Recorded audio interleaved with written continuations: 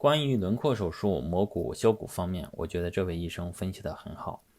我取得了医院的许可后，并加入了中文字幕，希望对您做轮廓手術有一些帮助。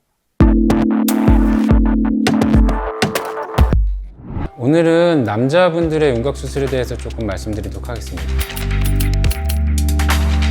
사실 요즘에 남자분들도 윤곽 수술에 굉장히 관심이 많고 실제로 상담을 많이 받으러 오시는데요. 실제로 상담을 다녀봐도 이 이야기가 나에게 그대로 적용이 되는 게 맞는가? 여성분들의 특화된 설명이 대부분을 이루고 있어요. 전체적인 수술 방법이나 큰 흐름에 대해서는 같이 보셔도 되지만 남자들은 그 목표를 정하는 데서 있어서 여자들과는 다른 면을 분명히 있다는 것을 인식하셔야 됩니다. 가장 중요한 특징 중에 하나는 우리가 목표로 삼아야 될 궁극적인 목표의 모양이 그 스펙트럼이 굉장히 넓다는 거예요. 전통적인 남성상, 굉장히 각이 살아있고 남성미가 물씬 느껴지는 그런 얼굴형부터 최근에는 굉장히 여성스러운 이미지, 그런 중성적인 이미지가 많이 포함된 얼굴형까지 개인의 개성과 본인의 취향에 따라서 굉장히 많은 목표들이 있을 수 있거든요. 그래서 남자분들이 훨씬 더 본인이 잘생겼다고 멋있다고 생각하는 스타일을 좀 더 명확하게 구분해서 이야기를 해주실 필요가 있습니다.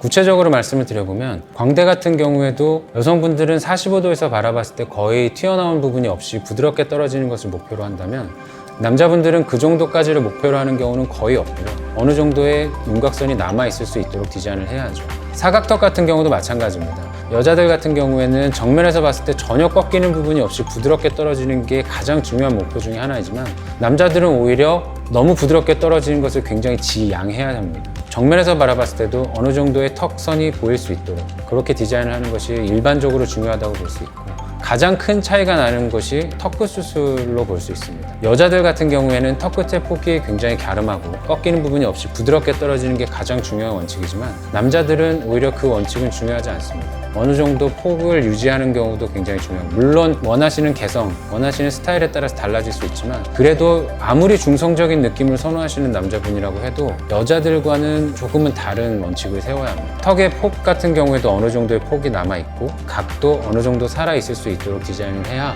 남성성을 유지하면서도 부드럽고 세련된 이미지를 만들 수 있습니다. 가장 중요한 건 턱이 뒤로 빠져있는 무턱의 경우에는 여자들 같은 경우에 살짝 무턱이 있어도 좀 귀여워 보이기도 하고 어려 보이기도 하는 장점으로 승화될 수 있는 면이 있습니다. 하지만 남자 같은 경우에는 무턱이 조금만 있어도 인상에 굉장한 손해를 보게 됩니다. 무턱 수술을 소위 면접 수술이라고도 이야기를 많이 하는데요. 턱이 뒤로 빠져있는 경우에 뭔가 신뢰도가 좀 떨어져 보이고, 그래서 남자들 같은 경우에는 뭔가 신뢰도와 남성성을 만들어주기 위해서 턱의 전진을 적극적으로 고려하는 것이 좋습니다. 다시 한번 말씀드리지만 남성분들 같은 경우에는 훨씬 더 본인이 원하는 이미지가 무엇인지, 전통적인 남성성이 살아있는 그런 남성상인지, 예쁜 남자 같은 스타일인지, 그 중간에 어디인지에 대해서 확실하게 고민하고 가장 닮고 싶은 스타일의 사진들을 많이 찾아오시면 그렇게 얼굴이 변할 수 있도록 제가 적절한 방법을 제안해 드릴 것입니다.